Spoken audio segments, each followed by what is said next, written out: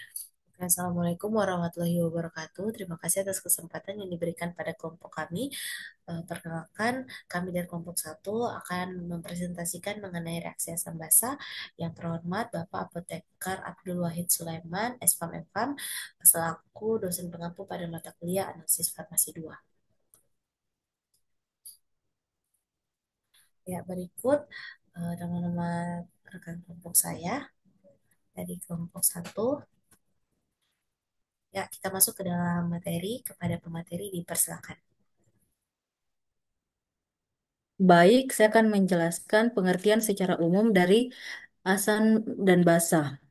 Kata asam atau asid berasal dari kata asetum dari bahasa Latin yang artinya cuka. Oleh karena itu, asam mengandung asam asetat. Secara kimia, asam adalah zat yang dalam air dapat menghasilkan ion hidrogen.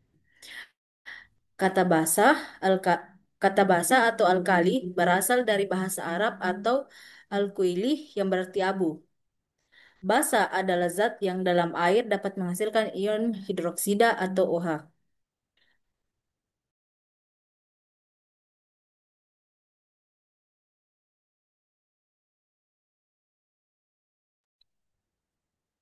Pengertian menurut para ahli. Asam basa menurut Arrhenius, asam adalah zat yang apabila dilarutkan dalam air akan menghasilkan ion H+ dalam larutan. Sedangkan basa adalah zat yang apabila dilakukan dalam air, eh, dilarutkan dalam air akan menghasilkan ion HO- dalam larutan.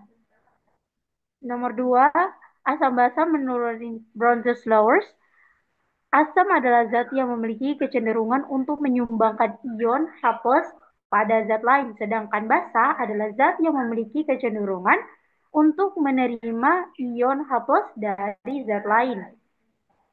Kemudian yang nomor tiga, asam basa menurut Lewis, asam adalah suatu zat yang mempunyai kecenderungan menerima pasangan elektron dari basa, sedangkan basa adalah zat yang dapat memberikan pasangan elektron kepada asam.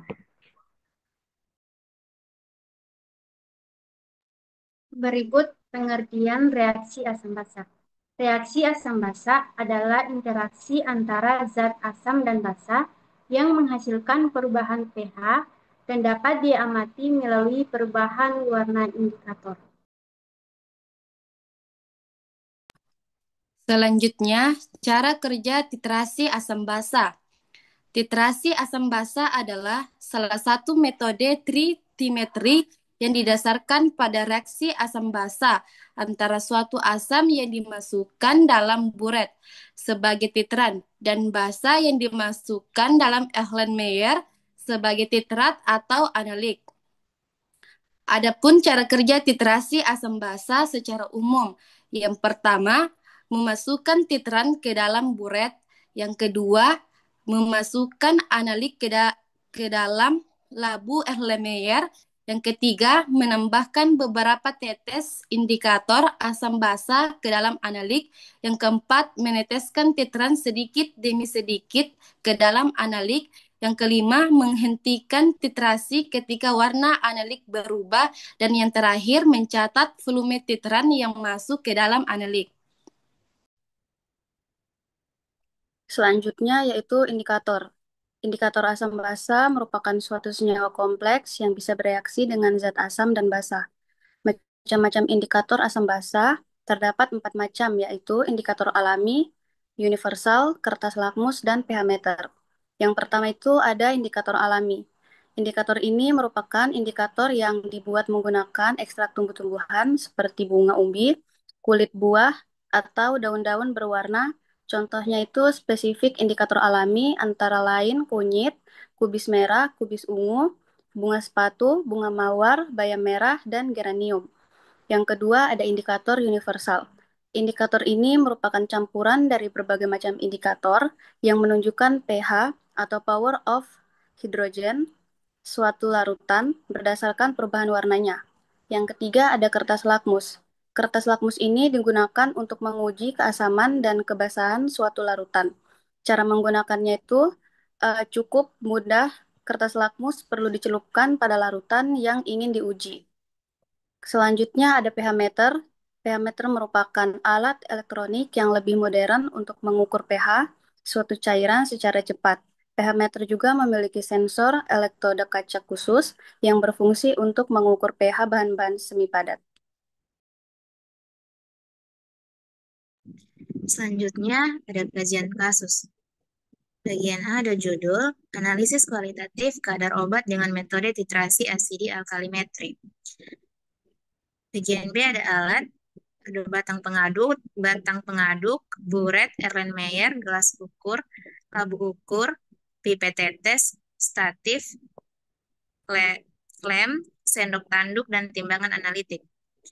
Bagian C ada bahan, ada aspilet, aquades, podrexin, etanol netral, indikator PP, natrium hidroksida, dan vitamin C. Bagian D ada prosedur kerja. Pertama, pengambilan sampel. Aspilet, podrexin, vitamin C ditimbang masing-masing sebanyak 20 tablet dan dihitung bobot rata-ratanya. Bagian 2, pembuatan sampel. Ditimbang NaOH sebanyak 4 gram, lalu dilarutkan dengan aquades steril sebanyak 1 liter dalam labu ukur. NaOH 0,1 normalitas. Ketiga, ada pengujian sampel.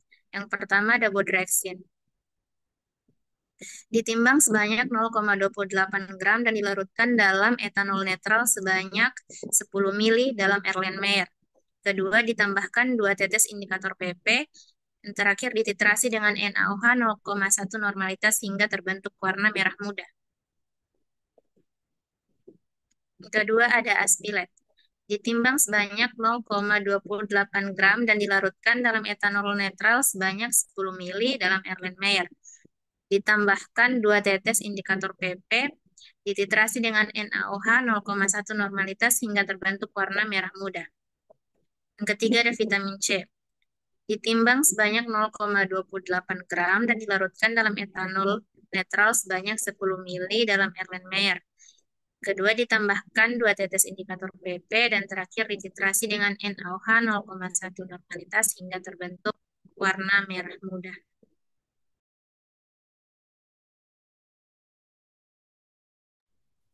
Baik, selanjutnya bagian E adalah hasil.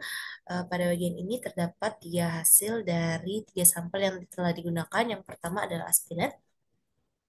Aspilet pada sampel pertama didapatkan volume titrasinya adalah 5,5 mili dari yang warnanya sebelumnya adalah kuning, setelah dititrasi menjadi merah muda dengan kadar 99,11 mg. Kemudian untuk yang kedua adalah volume titrasinya 4,9 mili dengan warna sebelumnya adalah kuning dan perubahan warna yang terjadi adalah merah muda dengan kadar 88,29 mg. Adapun rata-rata volume titrasi dari kedua kedua titrasi yang dilakukan adalah 5,2 mili dengan rata-rata kadar adalah 93,770 mg. Kemudian yang kedua adalah sampel bodrexin. Sampel bodrexin pada titrasi yang pertama didapatkan volume titrasi 4,9 mili dengan perubahan warna dari kuning ke merah muda dengan kadar 88,29 mg. Kemudian yang kedua adalah 5,9 mili dengan perubahan warna kuning menjadi merah muda dengan kadar 106,318 mg. Adapun rata-rata volume titrasi pada bodrexin adalah 5,4 mili dan kadarnya adalah 93,308 mg. Kemudian sampel yang terakhir adalah vitamin C. Sampel yang digunakan adalah VC 500 pada titrasi yang pertama didapatkan volume titrasi 19 mili dengan perubahan warna dari kuning menjadi merah muda dan kadar 1315 mg. Kemudian titrasi yang kedua dengan volume titrasi 15 mili, perubahan warnanya dari kuning menjadi merah muda dengan kadar 1666 mg. Adapun rata-rata volume titrasi yang didapatkan adalah 17 mili dengan rata-rata kadar 1490 mg. Adapun contoh bahan dan golongan obat yang dapat digunakan pada reaksi asam basa. Yang pertama ada golongan obat asam. Itu ada analgesik antipiretik seperti asam karboksilat, kemudian vitamin larut asam yaitu seperti asam organik, kemudian ada keratolitik atau anti jamur, yang keempat antiseptik atau pengawet, dan yang kelima adalah obat urikosurik.